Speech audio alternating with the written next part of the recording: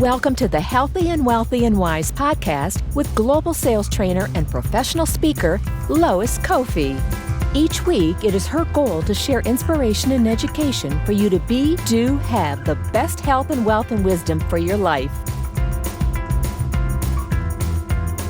Hey, everybody, and welcome back. This is Lois Koffi here with another episode of Healthy and Wealthy and Wise. If you are here, it's Friday. This is where we do our live show every Friday, and I'm super excited to bring the month of action-packed, powerful guests with one of my near and dear friends, and actually has been with me since the beginning of my podcasting journey. So I'm really excited to have Eric Beels with us today. If you guys are tuning in live, please go ahead and do a couple of things. Go ahead and hashtag live, comment below, where are you tuning in from? And then even better, share this with your community, because today's message could be life-changing, life-giving, helping someone potentially transform their business with what Eric and I are going to talk about today. So again, if this is your first time, this show is all about helping you as salespeople and entrepreneurs live your best life, your best health, your best wealth, and of course, your best wisdom. And today I have someone who has helped me actually in all three areas. Eric, I don't think I've ever really acknowledged that for you. When I started a podcast, guys, actually it was about 4 years ago that I wanted to check this podcasting thing out. It looked like it was kind of an expensive hobby.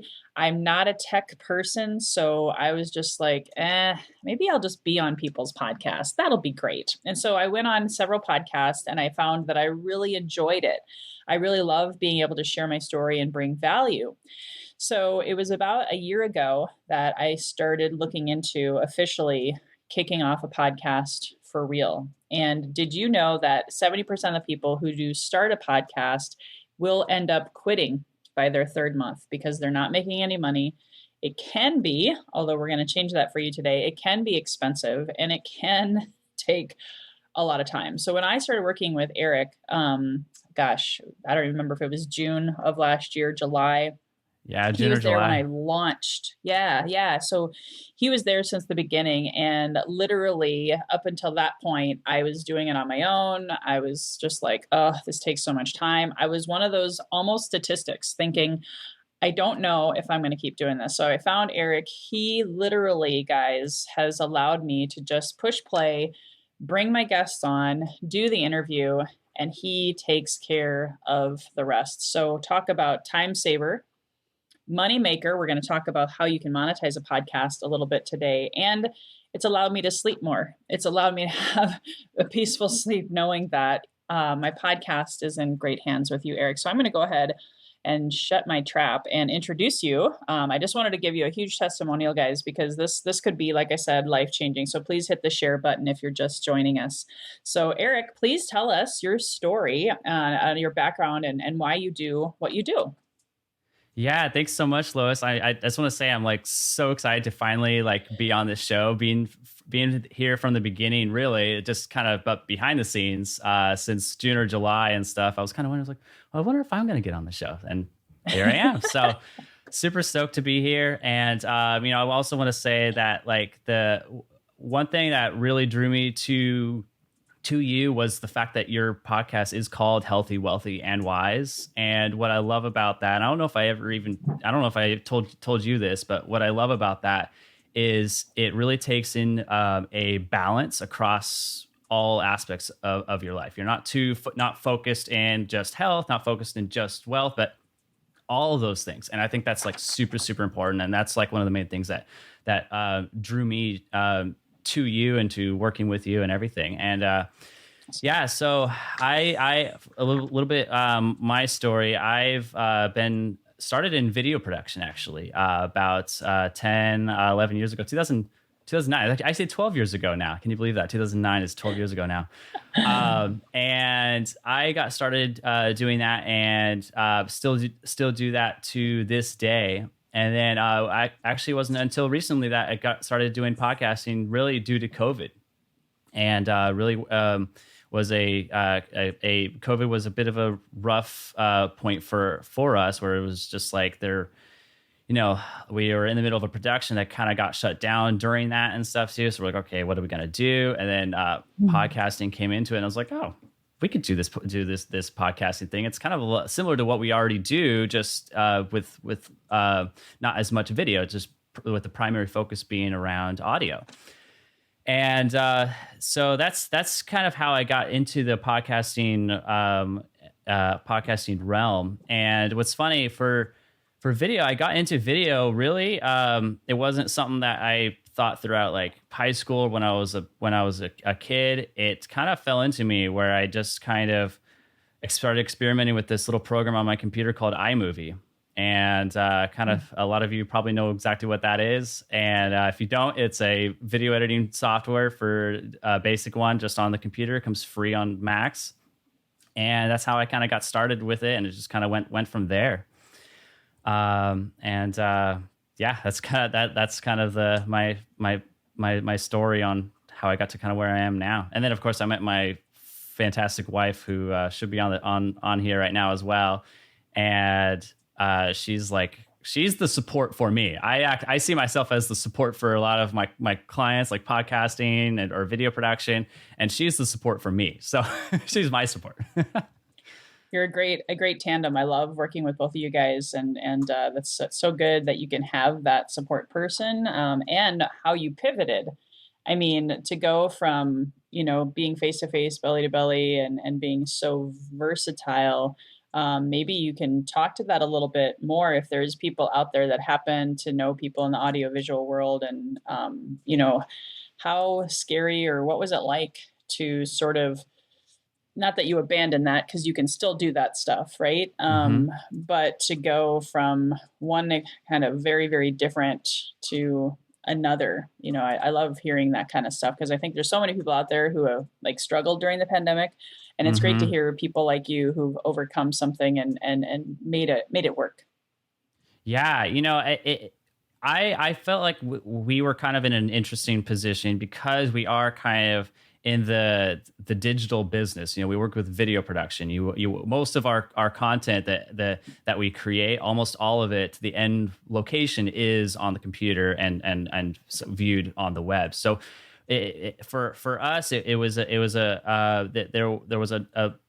natural pivot to actually make the productions that we do strictly on a post-production level, where we were just in our office. And before that, a lot of our productions were like, we would go to some location and film it there.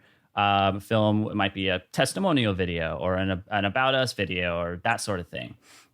And although with one element of that was we were had to go to a location. We were kind of strict. We were kind of like, we were very location dependent. And so what the reason podcasting made so much sense was because it wasn't location dependent. I mean, I have a client in Florida. There's somebody else that I got introduced to that's in Australia, for example. So it's very interesting, like, and it really opens up a lot of doors. And I think that there's I think some businesses it's going to be a little bit more of a natural transition into that. But I really think that it's possible for just about any business and to transition to online in some way. And that's kind of why we actually started to niche down on our video side to do training videos. And so that was kind of a natural thing for a lot of businesses, is from an educational standpoint, teach what you do. You don't have to necessarily learn something new, but most people are doing something, and you can teach what your business is or what you do, and how to either help other people that want to do what you want to do, or educate people on what it is that you're doing, and charge some kind of fee for that or something like that, rather than what a lot of people are doing is typically in person. Maybe you're sitting down with people, but transitioning to that online is huge because it really helps free up your own time to do other things, spend more time with family or whatever you're trying to do. And along with that, podcasting is like one of the ultimate and easiest ways really to educate and teach people online, because you don't need video. If you have video, that's awesome, but it's not necessary to start. And it's a great medium. Well, that's why I love working with you too, because because of my broadcasting background, I do love video and being able to see and share things with people. I know for me, I had a really dusty YouTube channel, guys.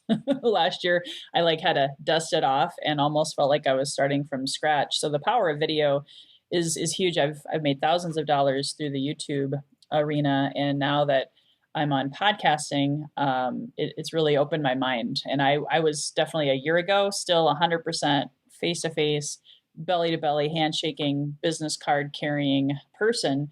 So how are you becoming digital? And so I'd love for you, Eric, to share, since you weren't really supporting podcasters a year ago, right? I think I might have been one of your first. Yeah, you were. Yep. So tell people, what is it like for getting started with a podcast from your perspective? Because I'd love to hear that, because I know what it's like, and I coach people on this, and I refer people to you because it's just a no-brainer for time and money purposes. But how simple, in your perspective, is it to have a podcast and especially work with you? Yeah, the most common one of the more common things that I see is people have the expectation that you need like a ton of equipment. You need like I have this really nice expensive microphone here, but this isn't something that you need to have. It will improve the quality, but it's not necessary by any means necessary.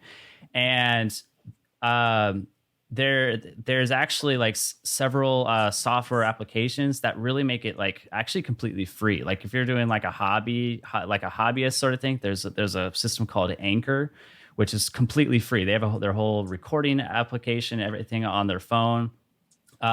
It's not the main one I would necessarily recommend, but if you're just trying to like test the waters and just kind of see, it's a great starting point just to kind of see if this is something that you even want to really get into, and it won't cost you a dime.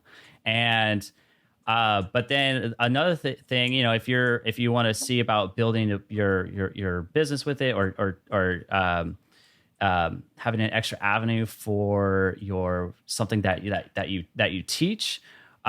There's one of the best things you can do is just kind of wear like a simple headset that like what Lois is wearing, just some headphones and stuff, and it goes a long ways, because there's the computers, they have to like cancel out echo and stuff like that and stuff. So headphones go a long way at significantly improving the audio quality, and it's but you don't need a bunch of equipment.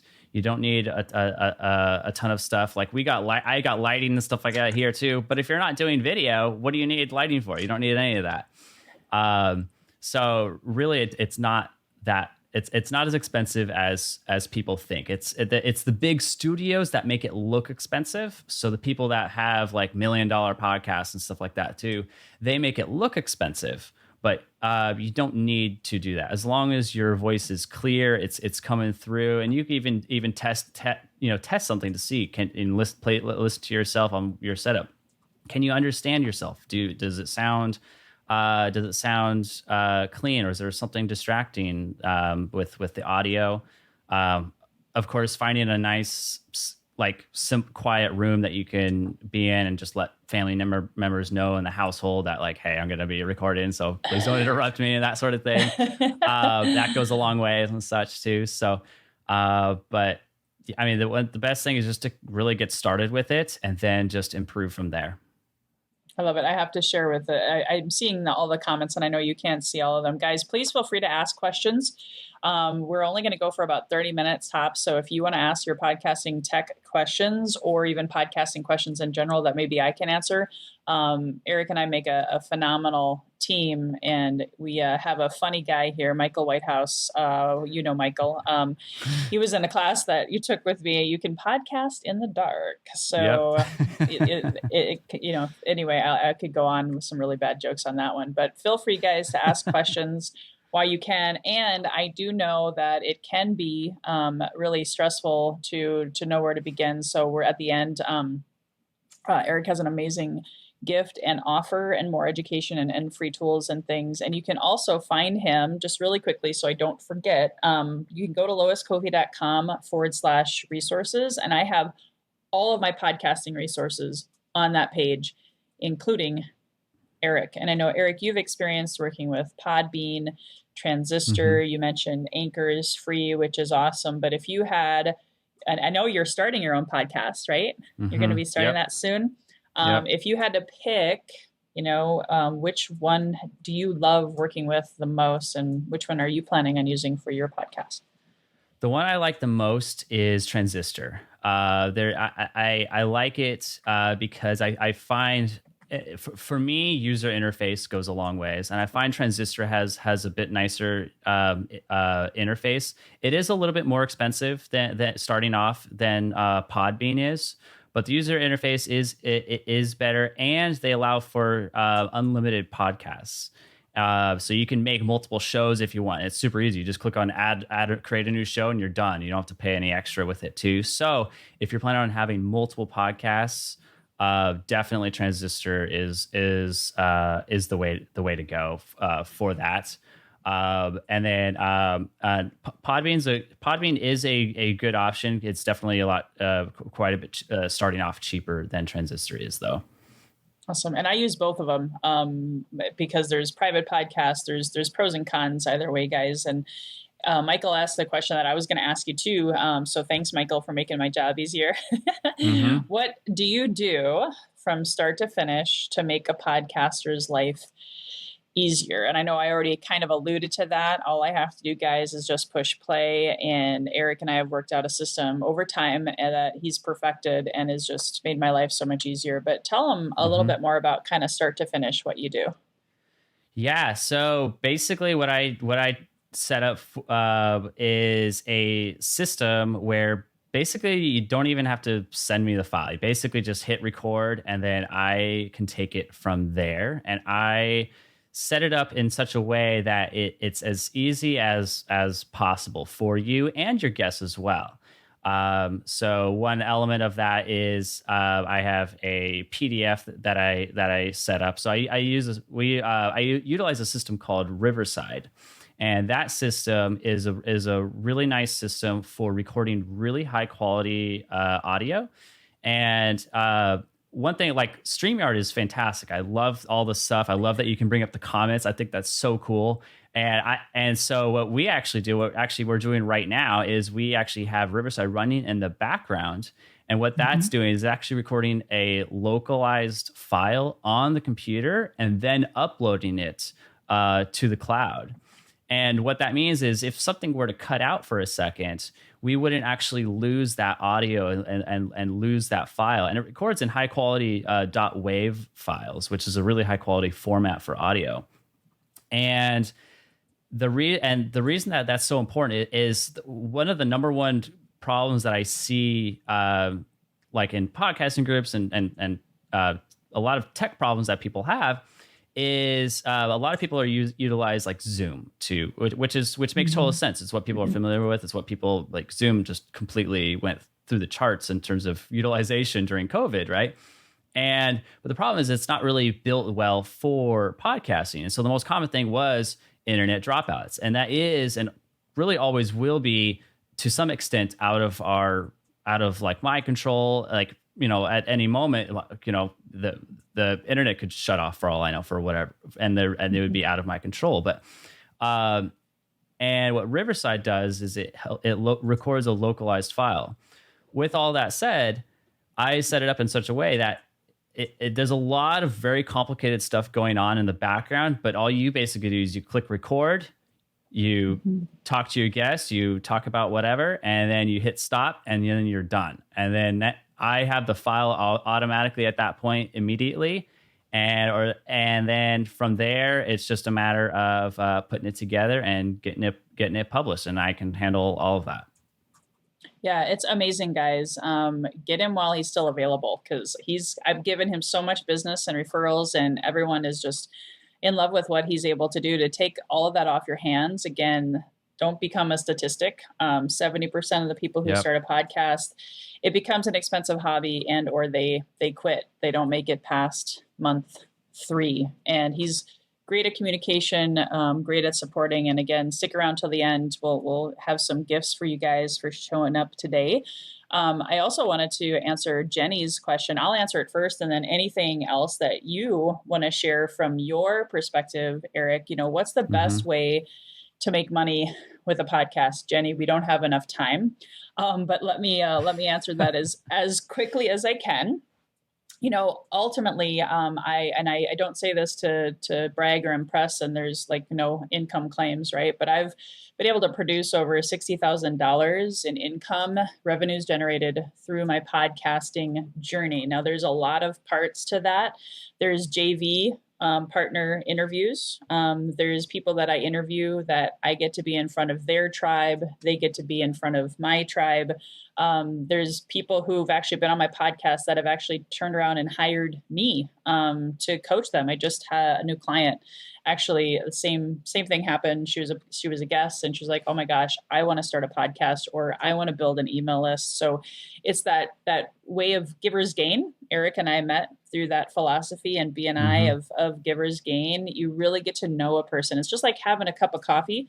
Like Eric and I are just having a conversation right now, and the trust and the rapport. And I turn each one of these into a joint venture opportunity, right?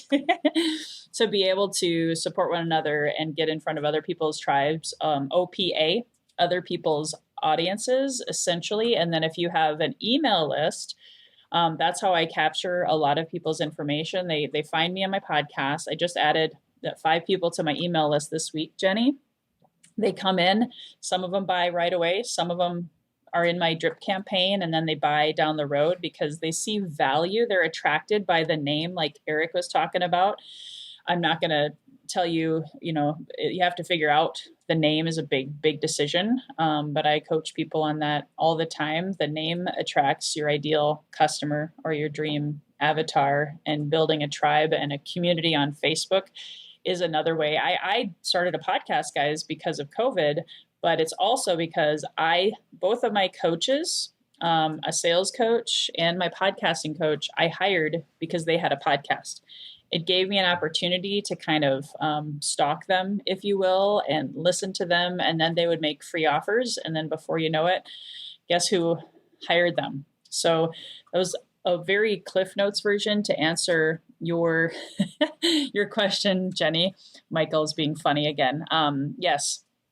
Yes. This is my personal philosophy. And then Eric, I'd love for your perspective. And I know you're going to start a podcast, and I'm hoping you want to monetize your podcast too, right? Absolutely.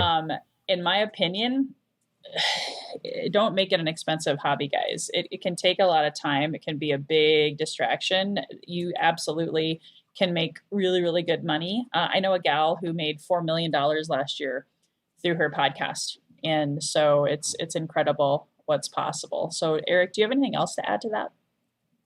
Yeah, I mean, I think the main thing is to get a coach for that. I mean, it really and because it's I think I see a lot of people because I'm in a lot of podcasting groups, and I see a lot of people that are where their budgets are so tight and stuff too, because they're not making money with it. And then if you're not making money with it, then I think that's one of the number one things to kind of get figured out, even before hiring someone like me, because otherwise it'll very quickly it might be I'm hiring this guy Eric, but then it's I'm not making money with it. It's because you need someone like Lois or Lois's coach to really help figure out what's your actual plan, what's your end game plan for that podcast.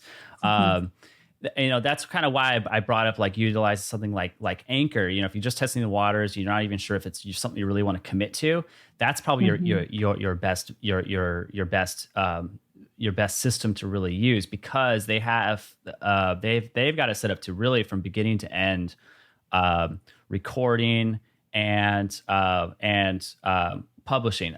With that said, I would there are some things like with it that I would avoid, like really if from a business standpoint, because they have certain rights over your podcast and stuff like that too that you want to be careful of and stuff like that.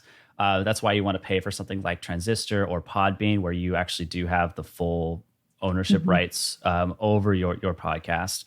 But again, it's a great testing the waters sort of thing before you break the bank and then give up and then say later on, like, oh, podcasting doesn't work. I spent $1,000 on it and stuff, and then I never made a dime back and stuff. So 100%. Yeah, it's definitely possible. And I know you actually have helped me. One more answer to Jenny's question is, why was I able to make the 60K through the patent, like since July? It's because I had also courses. I've delivered courses, trainings, both free and low fee, to have people consume content. It's so easy. Like they have said, my coach taught me this, that the average podcast consumer has a higher income than the non-podcast consumer. So you could find your dream customer, your dream avatar, and they can find you. That's why I love repurposing all of this content. You can sell it later. You can put it on YouTube. Eric can help you with all of that. Here's another question for Jenny. How do you find great guests for your show? Well, Jenny, you've actually referred some great guests to me. It's not that difficult. I will give you this tip though. When you have a podcast, even if you hire Eric and that takes the time off your plate, there is still a fair amount of work, yes, that goes into it. I had to put a screening process. I now have a podcast application that I require people to go through, because everybody and their brother wants to be on your podcast. But in my experience, based on the sales and marketing plan I have for my podcast, not everyone deserves to be on my podcast. So you got to also filter and discern using a sales and marketing plan approach as to, will this convert customers for you? Will this be something obviously of value for your community? So you win trust, as they say, Dale Carnegie, win friends and influence people.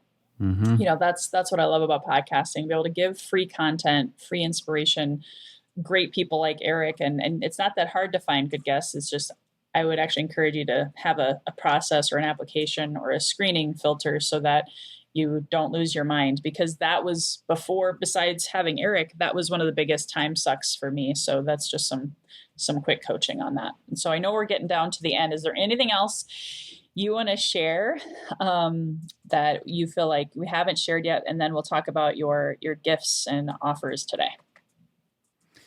Yeah, my whole mission with this, I was kind of like, for even just recently, I was kind of trying to figure out like what is kind of like, why do I do what I do? And it actually took some time to really think about what that was. I mean, the obvious thing was like, oh, I do it because it's cool or whatever, and stuff. But that wasn't really it. One thing, what I had thought of, what I realized was I actually really like problem solving on making complicated tech stuff simpler. And I've just always I've realized it just recently. It's been, I know I'm 30 years old. It's taken me 30 years to kind of like really figure out like what that was. And I've always really liked making something that was maybe tedious on my end, where I was like, man, this is so much work. Well, it's got to be an easier way to do this. And I end up figuring out like a much easier way to do that. And that's kind of my whole mission, is making it, and I'm applying that towards podcasting. My whole mission is making podcasting as easy as possible, but also maintaining the quality, and that you have the of course the rights to your podcast and stuff too. And that's my thing, is really simplifying podcasting so that way it opens up more doors for people. And part of that was recognizing what kind of my role was, and my role, being in the video production field for some time, there was always like, people want to, I'm going to be, I want to be a director and stuff too. And that's great. If you want to be, along those lines, if you want to be like a director, that was never my thing. Always felt like I was like, should I feel like I need to be a director? Should I feel like I want to do my own thing? I never really felt that. And so I kind of felt a little bit lost amongst that community until I realized, no, I really like supporting other people's films and other people's productions. And then I realized, I was like, oh, I'm meant to be a supporter. I'm meant to kind of help lift other people up towards what their goals are. And likewise, that is going to help. Just doing that is going to support me in helping what my goals are. And that's that little like mind, that shift that I had in my head kind of on what my role is and kind of what I'm actually doing was, instead of my perspective being, oh, I'm building my business, I'm building my own podcasting business, I'm building my video production business. Instead, I'm saying, no, I'm supporting this other person's with their business. I'm supporting their mission through podcasting. And I'm doing that through video and through audio. And that's kind of along the lines of where I like our tagline for our company is more of you.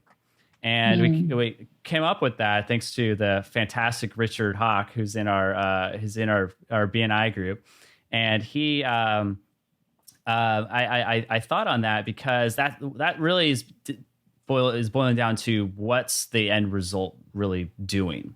It's creating more of you. So podcasting, it's creating more of you. That's copies and essentially clones of you. So that can be working when you're not working. You could be sleeping. Someone can be listening to your voice or watching your video, and which I think is kind of the one of the ultimate aspects to that. So that way you can basically have like what you mentioned, Lois, with courses and stuff. That basically I think you call it inbox money. Your inbox money is from the other copies and having more of you. So yeah, that's my mission is to support not necessarily businesses, other organizations, whatever it might be, but just that's my role here on this earth, is being a supporter on other people's goals. I love it. And you do it so well, guys. Well, we wanted to make sure we could probably take hours of your time today because we both have learned so much through this podcasting journey. Again, both Eric and I are newer at this, right? And I love your mission. You guys can find, I'm going to share your other landing page here shortly, but you can find Eric has an amazing gift at my loiskoffi.com/resources page. But tell him what is your other gift today. I'm going to go ahead and put that up on the screen. I hope I got the right one. Yes, that's the right one. We had two different ones and stuff too. So I was like, wait, no, do this one. Yeah. So basically, what that is. So one of the elements that we do, and that's you pretty much have to have for your podcast, is an intro and an outro. And normally I charge $2.95 for that, but for this show here, and for the people that are watching live, and if you haven't made a comment or something like that, make a comment just to show that you are here live. And I'm dropping that down to $145 with the promo code HWW intro 145. And so that's for a limited time. I haven't done that any other time. So that's a pretty big discount. What that includes is I'll write your show intro and your outro, and that will also include music with your intro and outro as well. And then I'll write actually two variations of it. One with you saying your own intro, and then another one if you want to have a professional voiceover artist say it too. It goes both ways. I think both methods of having your show intro are both valid, and it's kind of up to you on how it feels. Awesome. Yeah. And guys, just so you know, when I met Eric, I went to Fiverr. I had an intro and outro, and it was fine. It was good. it was reasonable, right? But having someone like Eric redo essentially my intro and outro, and he's done a both video one and an audio one, has been so awesome, because again, my skill set is in speaking and sales. It's not the technology. So please take advantage of this offer. It's www.diffmix.com/intro and outro. I'll also put that in the show notes as well. I have one last question for you today, Eric. I close every show out with this question. When you hear the phrase, and you kind of touched on it at the beginning, but when you hear the phrase healthy and wealthy and wise, what does that mean to you? What it means to me, the first thing that comes to mind is having balance in all aspects of your life. You know, I see some people that are become workaholics, but then they kind of don't spend time with their family, and then even have broken relationships because they're so focused on their business, and then but then the other side around is maybe some people have you spend too much time on like the personal side, or not trying to grow your business, kind of getting stuck in like the rat race and stuff too, and wanting to spend more time with family, or maybe you do, but you're broke all the time and stuff too. So what I love about Healthy, Wealthy, Wise is just that it's a balance, and I think that's key to really being happy in life. A lot of people think like, once I win the lottery and stuff too, and I have once I win the $1 billion lottery, I'll be happy. You guys should look up some statistics. There's whole articles on how like people have said that literally word for word, winning the lottery was the worst thing that ever happened to me. And there's some crazy stories and stuff too. And that just kind of goes to show that like money is not what's going to make you happy. It's an enabler, but it's not the core of really what is the meaning of life. And so your podcast just hits the mark on exactly the perfect balance of all those things. Since you do need money, if you're broke all the time, you only have $5 in your checking account all the time, then you'll be stressed all the time, So yeah, Awesome. that's what it means to me. That was amazing. A lot of wisdom. I love it. Thank you so much. And I guess one more thing I forgot to ask you. There's a free webinar you have coming up in the next 30 days, right? Do you want to tell them really quick about that? And I'll make sure we get that information emailed out to my email list as well, guys. So if you're not already on my email list and want to get some other offers in the future, please go to healthywealthyandwise.com to subscribe, so you get more of this amazing content and free offers and other tips and tricks. But tell them a little bit about that webinar before we close it out. Yeah, so that webinar is scheduled for March 30th. So mark that on your calendars. And I think it's at noon. I can't remember off the top of my head. I think it's at noon that we have it scheduled.